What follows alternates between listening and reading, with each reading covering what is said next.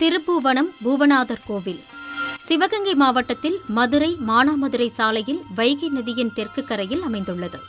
பழமையான திருப்புவனம் பூவநாதர் கோவில். இங்கு சிவபெருமான் திருப்புவநாதர் எனவும் புஷ்பவனேஸ்வரர் எனவும் வழிபடப்படுகிறார். அம்பாள் மின்னணையாள் என்ற சௌந்தரநாயகி அம்மன், திருஞான சம்பந்தர், திருநாவுக்கரசர், சுந்தரர், மாணிக்கவாசகர், கருவூர் தேவர் இவர்கள் அனைவரும் தத்தமது தேவாரங்களில் திருப்புவனத்தை புகழ்ந்துள்ளனர்.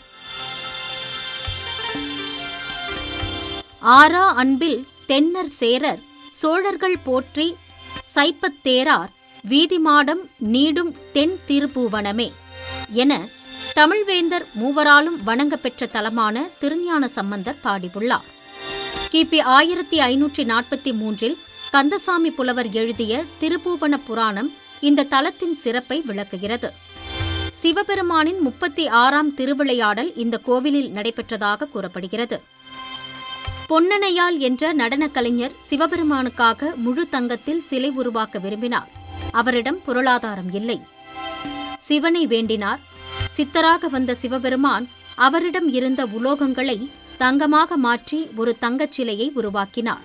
கோயில் நுழைவாயிலில் அவளது சிலையும் காணலாம். கோயில் கிழக்கு நோக்கிய 5 நிலை ராஜகோபுரத்துடன் திகழ்கிறது. உள்ளே நுழைந்தவுடன் கம்பத்தடி மண்டபம், நளமகராசன் மண்டபம், 6 கால் மண்டபம், மகா மண்டபம், கருவறை அனைத்தும் அழகிய வரிசையில். கோயிலில் 3 திருச்சுற்றுக்கள் உள்ளன.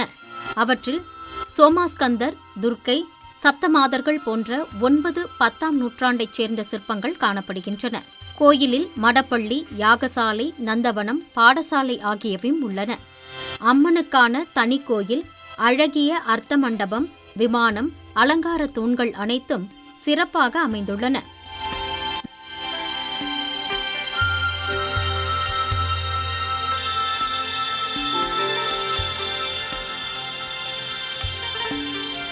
நுழைவாயிலின் இருபுறங்களிலும் திருமலை நாயக்கர், அவர் மனைவி பொன்னணையாள் ஆகியோருக்கு சிலைகள் அமைக்கப்பட்டுள்ளன. பாண்டியர் கால கட்டடக்கலையின் சிறந்த சான்றாக திகழ்ந்த இந்த கோயில் காலப்போக்கில் சிதிலமானது. பின்னர் நாட்டுக்கோட்டை செட்டியார்களால் புதுப்பிக்கப்பட்டது. கோயிலில் காணப்படும் வட்டெழுத்து கல்வெட்டுகள் முற்கால பாண்டிய மன்னர்களின் நினைவு சுவடுகள். அவை பாண்டியர் கலை, அரசியல், சேர பாண்டிய மன்னர்களின் உறவுகளை வெளிப்படுத்துகின்றன. 12, 13ஆம் நூற்றாண்டில் ஆட்சி செய்த ஜடாவர்மன் குலசேகரன் காலத்து செப்பு பட்டயம் ராஜகம்பீர சதுர்வேதி மங்கலம் என்ற பெயரில் பிராமணர்களுக்கு வழங்கப்பட்ட தானங்களை சுட்டுகிறது. 2ஆம் மாரவர்மன் சுந்தரபாண்டியன் காலத்தில் மேலும் சில ஊர்கள் தானமாக வழங்கப்பட்டதாக மற்றொரு திருப்புவன செப்பேடு குறிப்பிடுகிறது. வைகையின் தெற்கே எழுந்து நிற்கும் திருப்புவனம் காலம் கடந்து கதை பேசும் கல். பக்தி மலர்ந்த பாண்டிய மண். தெய்வத்தின் நிழலில் திகழும் தொன்மை தலம். இங்கு ஒவ்வொரு சிற்பமும் ஒரு சொல், ஒவ்வொரு கல்வெட்டும் ஒரு வரலாறு.